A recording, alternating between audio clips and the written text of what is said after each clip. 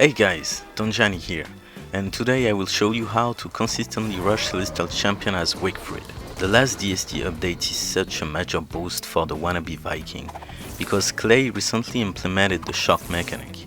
Damaging a monster or a boss will now cause a shock state if you're using an electric weapon, which is absolutely good for Wigfrid because of the charge elding spear. There is a couple of tricks you can do now, such as cancelling dashes for example. To get that weapon, you must use the energy of a restraining static into the elding spear, and to do that you have to activate the Moonstorms in order to complete Wagstaff minigame. Let me tell you that we are aiming for a kill before day 30, just because the activation of the Lunar Rift takes 5 days to achieve, and if you kill CC before day 30, you will have just enough time to kill Deerclops and Crystal Deerclops, which is amazing because Bearjaw will spawn between day 75 to 79, and you will have your precious Polar Bearjaw bin by this time, and also being able to attempt the Celestial Scion fight just after. When I say consistently rush CC, I meant that I will try to remove every RNG aspect of the run to make it the most consistent run you could do. The most practical gear to me whenever you rush CC is the enlightened crown, the bright shed armor and the charge elding spear. Why the bright shed armor? Because around day 45 you will have the bright shed husk and you will have the possibility to repair your armor with kits. But the full power gear would be the 5 jewels crown, the void robe and the charge elding spear, because the void robe is really dope with Wigfrid. It will negate the insanity aura from the bosses, and you can use other songs than the bel canto and the cadenza. Also, Warbot's armor can be a good one before the bright shade or the void robe, but you'll need some luck for the blueprint and also kill CC twice, so I prefer to simply use Tulusite or log suits before the bright shade armor. As of my skill tree, I use this one. I got the Beefalo perks of course, Shadow Affinity to do more damage against Scrap King and Celestial Champion, the Charge Elding Spear and the Commander's Helm. Let's do it! I just started the run and the first thing I do is to open a map to identify corners. This is a handy tip I know from Giani.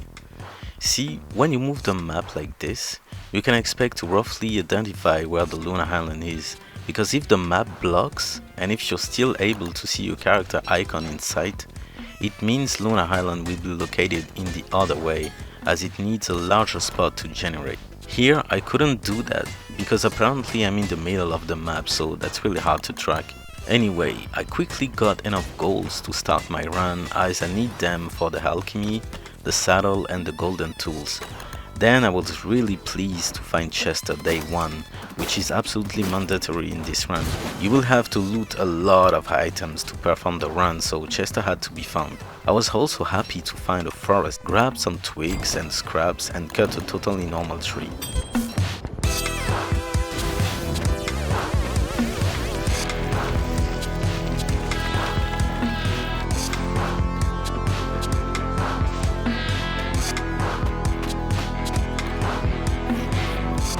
You will need these living logs, and if I didn't find the tree, I would have traveled in the Lunar Grotto to get some there. 3 is the bare minimum, in fact you need 4 of them, and I will explain why later on. Next step was getting a beefalo, so I killed a few of those because I hate them. Now seriously, I did kill a few more because I wanted the beefalo hat and some spare wool to craft myself a Commander's Helm.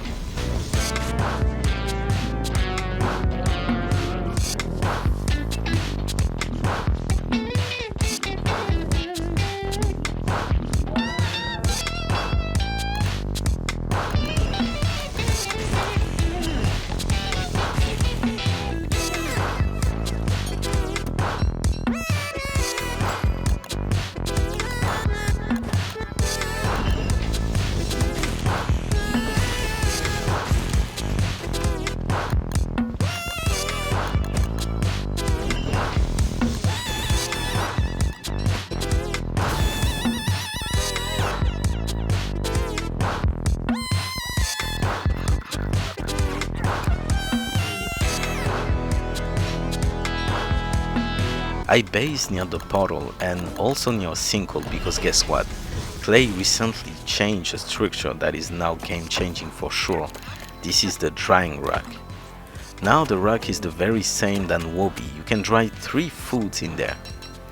It's so good, especially with Wigfrid, because drying monster meat and batwing isn't a bad choice because you can regain your health when you would be fighting afterwards. I got everything I need now for the wounds. I crafted the golden tools and made sure I had a few steam twigs for the beefalo. My world is filled with juicy berries and I believe they are the best for the steam twigs, at least early on.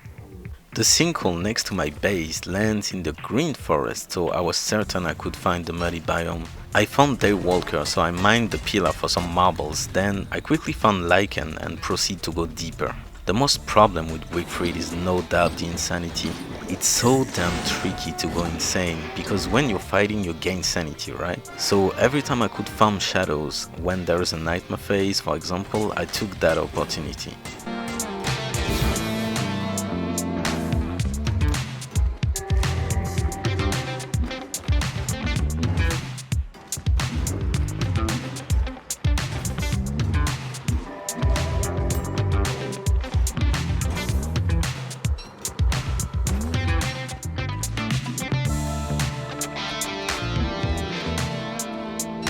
And then this happened.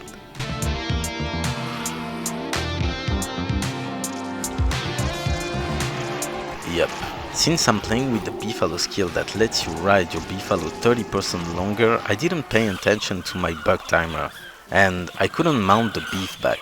I played that really poorly and took a lot of damage, making my commander's helm at 28 durability. Although these mistakes feels dumb, it also shows how Wigfrid is tanky, so I'm kinda pleased to show this.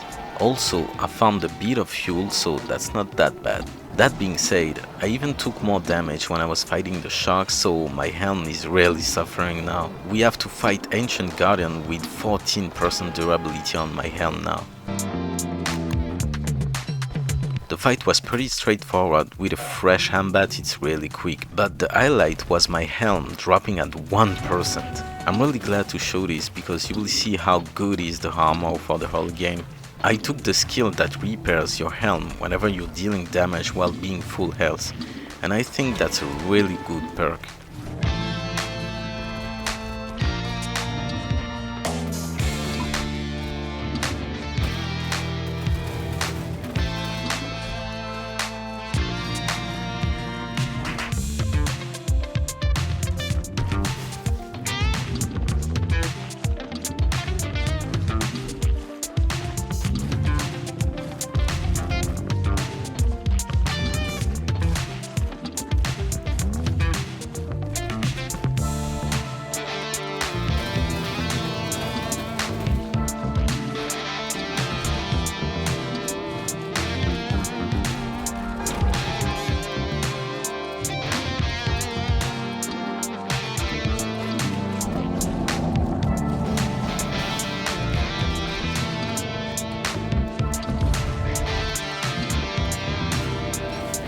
I looted a club, a stalker staff and 2 greens. That is a really good loot here. I went back near the station, repaired it and crafted 2 deacon staves and 2 construction hamlet. Why 2 deacons? Remember when I was saying that I will try to remove every RNG factor of the run? Cookie cutters play a huge part in this run. And you have access to a trick that I know from Lordly, who is in my opinion the best rushing CC streamer we have out there. The trick is you can decon 2 lures from Pearl and grab 2 cookie cutter shells. Then you can use a construction hamlet to craft a cookie cutter's cap with 2 shells and use the decon staff to gain +2 each time. You will need 80% of an amulet and 120 of a decon staff in total to get your 10 cookie cutter shells. This way you're suppressing the need to find the cookies in the ocean. That's a wonderful trick. I'm also crafting the pick/axe, 3 Tulosite suits, and make sure I'm grabbing bag gems for the Crab King fight. Also, I can't leave that place without getting the chair blueprint for the Pearl task, so you have various options to go insane here. I used Tarkola staff, but I also had cooked monster meat, and I could also hug a nightmare fisher so my sanity could drop.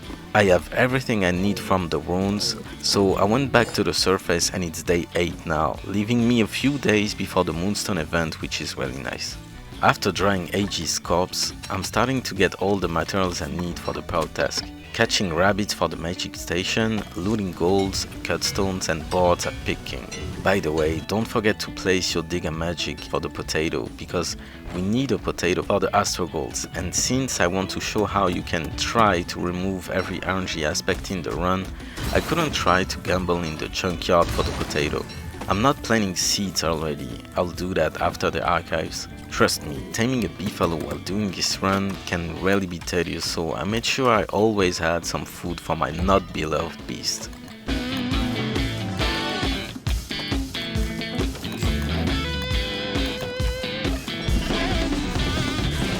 I must visit the graveyard for two reasons. The first is obviously going insane to farm more nightmare fuel because I want Shadow Chester. The second is to loot a life-giving amulet, which I did. That was lucky, but I already had all the materials to craft it myself, so that's an extra.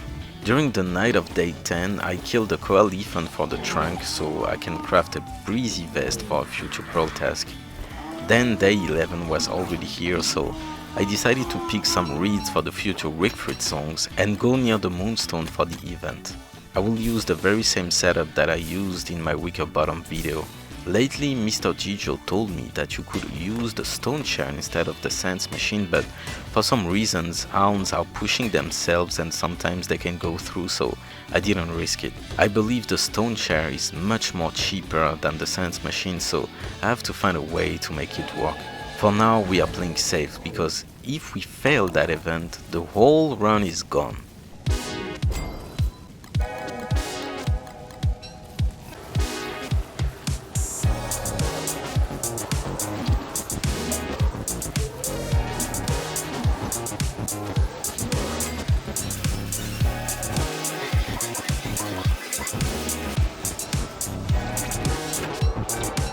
I just looted the moon rocks I need for the pearl house, then I went in my base and deconned the moon color staff for the living logs and the gem. I used the living logs and the construction hamlet to craft the shadow manipulator and crafted a fire staff. Can you believe that fire staff is a tier 2 item while the ice staff is a tier 1? It doesn't make any sense to me.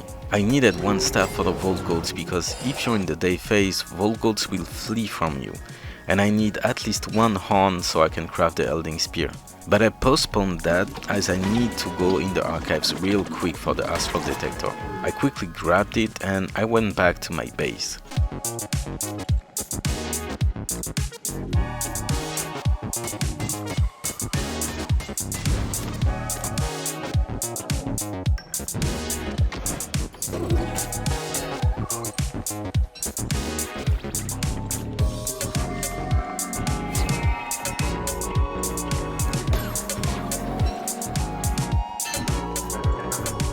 Before locating the mainland altars, I must plant my seeds. I have 19 seeds, so I'm quite confident to grow a potato, and I make sure I cast a dwarf star nearby so the plants can grow during the night. Then I dropped my piggyback and went for the altars and the Lunar Island.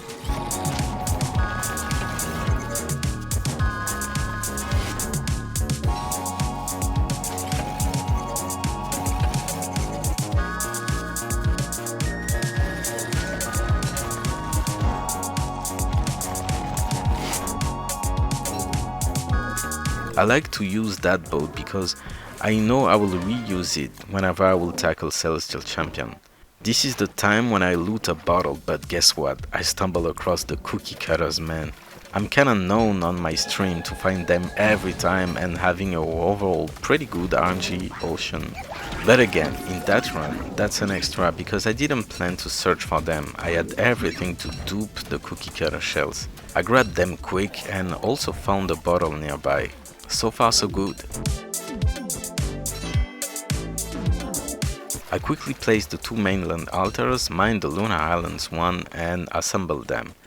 I could have saved some time here to not place them but only mine them, but since I knew I was ahead in the schedule I decided to do it anyway. By the way, if you don't know, now you can prototype glass cutters. It means that you only have to craft it once near the station or the Celestial Orb, and you won't need to use them to recraft one. That's really nice, so I crafted 2 glass cutters for the Crab King fight. Also, I cut 1 loon tree to get a moon moss wing, so I can craft the Wigfrid song. Finally, I can go back to the base and the astral detector will now show me the location of the Crab King. Now it's all about Wigfrid preparation, in a sense that I still need the songs and I still need the Volgold horn. The latter will bypass the need of an ice staff or boomerang to kill the birds for the jet feather, so I decided to grab the horn first. And it took me a full day to locate the biome. I knew the data, but I decided to visit the Dragonfly Desert first, as I thought the 2 deserts would merge together. It wasn't, so the last biome I needed to visit was the Moonstone Forest because swamps was eliminated, same for the Spider Quarry that didn't exist in this world. Thankfully, I just arrived in the biome when it was the night, so I quickly killed the goats and dude, no horns dropped.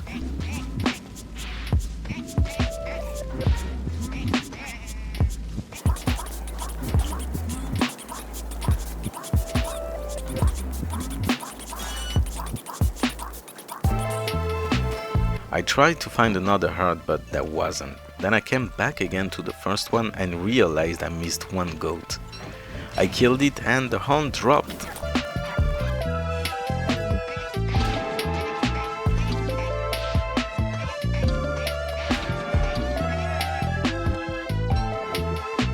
That's really good, now we nearly have everything.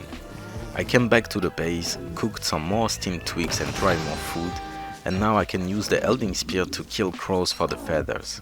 I dropped some, crafted my songs, and now I'm all set. The songs are the heart-rending ballad, which will help for the natural healing, the cadenza, that boosts our sanity, but that's more of a post-CC song, so my crown can function every time I fight. But the most interesting one is no doubt the weaponized warble, which will save a lot of durability of my charged elding spear. Now I'm gathering every pearl materials in Shadow Chester and go there by day 20. During the day phase, I must start with at least 1 task so I can exchange the bottle for the pinch and winch blueprint. So I decided to upgrade the house as my light bulbs are nearly stale. Then I placed the stone chair so Pearl give me the other blueprint so I can place the wooden chair for 1 more task. The idea here is to benefit from the dusk when she's back into our home to remove all the junk using the pinch and winch.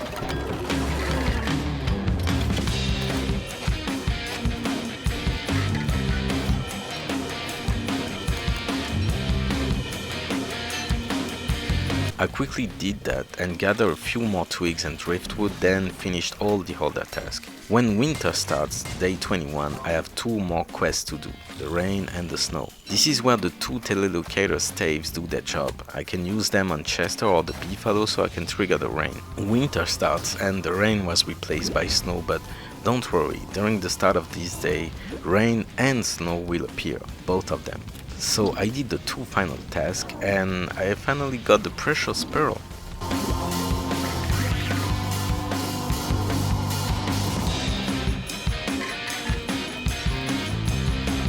Finally, I made sure to wear the commander's helm before using the telelocator staff on myself to get back to land. You don't want to land near Dragonfly without armor, right? I have to find it now, otherwise it's going to be... No freaking, not like this, dude! By the way, I didn't remove the berry bushes here because I planted some seeds in my base first, so I'm certain that the bright shade husk will spawn in my base instead of here. But if you choose to gamble for the potato in the junkyard, you have to either burn the berry bushes or dig them.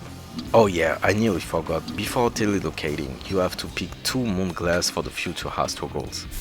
I'm back to the land, I have pearl in my hands and now it's all about fighting Crab King. I have 23 grass in my inventory and I need a few more for the boats during the fight. At this point my beefalo is nearly 10, but again, I made sure I had enough steamed twigs because I will leave the beefalo on land when I will be fighting the gigantic crab. If you don't have juicy berries no more, you can use 3 ice and 1 twig. This is a really cheap recipe and ice is easy to gather. Look at my beloved drying racks, man. I got so many jerky and Clay did a really good job with this change. By the way, before going on Pearl, I grabbed the potato and put that in the ice box for the astral goals. Okay, we can kill CK now. And there is another precious lordly tip, probably the most game changing if you want to save time. You don't want to bring your piggyback with you because you will be carrying the last altar to activate the Moonstorm. The lordest of the whole lords told me that you can either craft another backpack to carry the gems and everything you need for the fight, then left it after the fight is done, or you can bring Chester. I decided to bring Chester because this is the shadow version. It contains enough slots to carry everything I need. So I went locating CK with the astral detector and started the fight. I completely forgot I had the Tulicite club with me, so I decided to use that as I really think it's the best early weapon you can have here. The shadow tentacles can spawn, and since CK is an immobile target, they will decimate the boss. I'm using 4 orange gems, 2 yellows and 2 reds for this fight. If you're animation cancelling, 4 oranges are fine, but if you're not, don't use more than 3. Otherwise you can't interrupt the healing action and you will be screwed.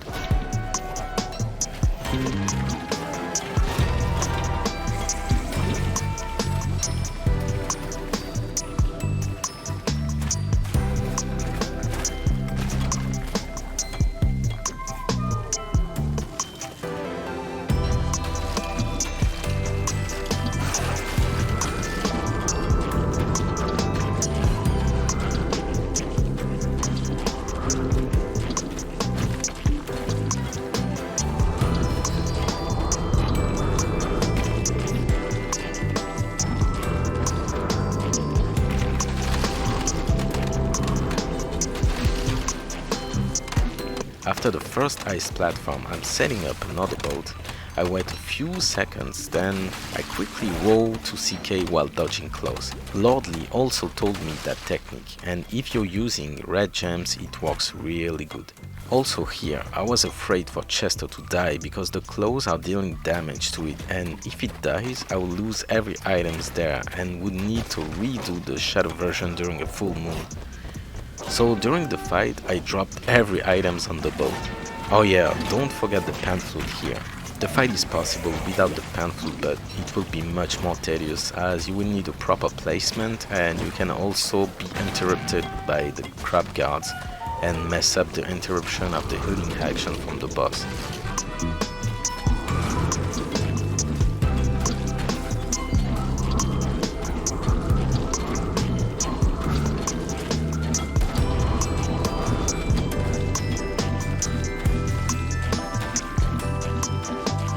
After I just 2-cycled the boss because of the shadow affinity, the club and the animation cancelling, I finally have the CK altar and I can now activate the Moonstorms, which I did instantly after the boss.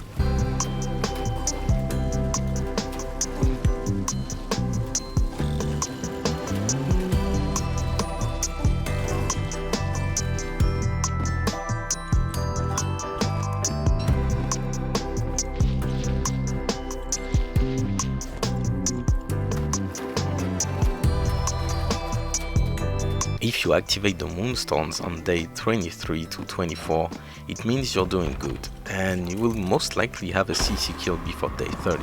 The last thing I need for the CC fight is the Celestial Harp, so I decided to go in the Mosaic just before the Moonstorms to loot that. To save time, I grabbed every materials I need for the CC fight in Chester. I'm now entering in the first Moonstorms, and I'm starting to get all the materials I need. I made sure I crafted a golden pickaxe because my pick/axe was really low at this point. And look at that, my Rider Beefalo is tamed day 24. There is no reason to tame any other Beefalo as Wigfrid because the Rider is simply too powerful, because if you get the close armor saddle afterwards, you will fly on the map and you don't need the beef to fight as you will deal much more damage with the crown and the charge elding spear. So we did the first minigame, and here I made a tiny mistake. I should have used the elding spear to clear the mutated birds instead of doing it with bare hands. The charge attack can kill 4 to 5 birds in the same time if you execute it well. Anyway, we got the first retraining static that we instantly used to charge the spear, and now we have the best weapon for Wigfrid. Then we did the second Moonstorm, and look at how I'm killing those mutated birds, man, it feels so satisfying. By the way, I have a sheet of paper in front of my screen that tells me which tool equals to which name Wagstaff asked. I have a really bad memory, so it really helps. I will leave that in the description if you want to know. We now have the second restraining static and we can start the CC fight. I'm using the crucial wooden boat to travel in the Lunar Island for the last time. My gear is the charged elding spear, 3 tool-side suits, the Magiluminescence and the commander's helm, which is at 78% now. I should have used a bit of the helm when I was using the spear on the mutated burst to charge it back to 100%, but I forgot. Still, we went from 1% to 78% before the final fight, which is amazing. I also bring the 3 songs. You don't need the cadenza at all, by the way, you only need the ballad and the warble. I started the fight. The first phase is really simple. Make sure you tank a rolling hit to stop the boss from rolling all over the place. You will save time, and as Wigfrid you're really tanky with the tool-side suit, so you won't lose that much. Also, make sure you're charging a bit to gain some durability on your weapon.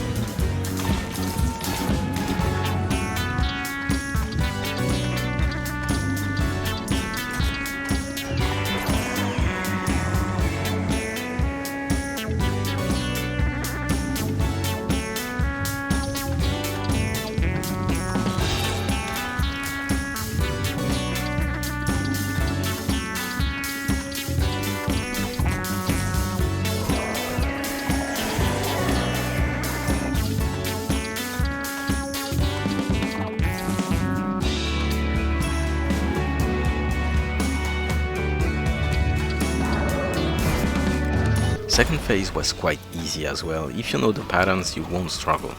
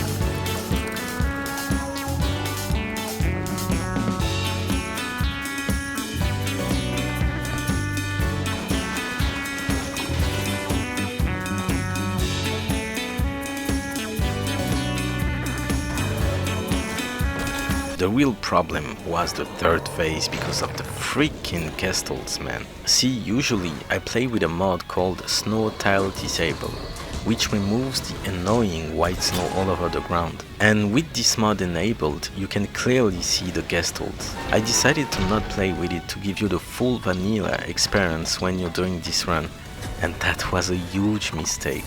You will be constantly full enlightenment as Wigfrid unless you craft a lazy deserter, but it's winter right now, it's impossible. And because of that you can't freaking see the castles, so they just non-stop making me sleep, and I took a lot of damage by the lasers. In retrospect, I should have crafted the Nightmare Hamlet and partially used that to make the castle disappear whenever there's room to damage the boss. Also, I caught Lordly using the spare telelocator uses on Salamanders to drop his sanity, but I forgot to bring the staff before the boss fight. Anyway, I suggest to bring two-side suits or crowns for that fight. I was counting on the commander's helm here, but it broke quite early in that phase. That's not a big problem because I will use the enlightened crown after I'm done with this fight, so no need for the helm no more. But still, the fight was horrible, but I still decided to edit it because it clearly shows how Wigfrid is tanky with proper armor and proper songs.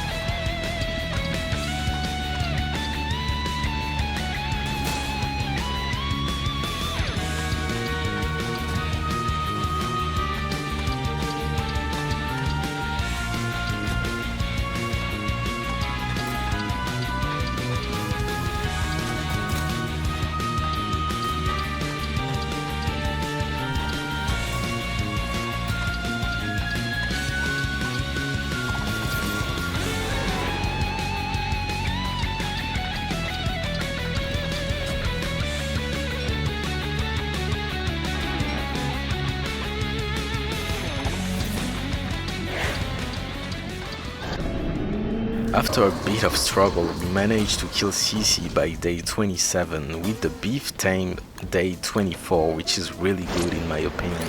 That's the classic CC rush right there. I didn't use any speedrun strategies such as boat warp or chair skip. We just prepared everything in advance and tried to remove every RNG factor for this run.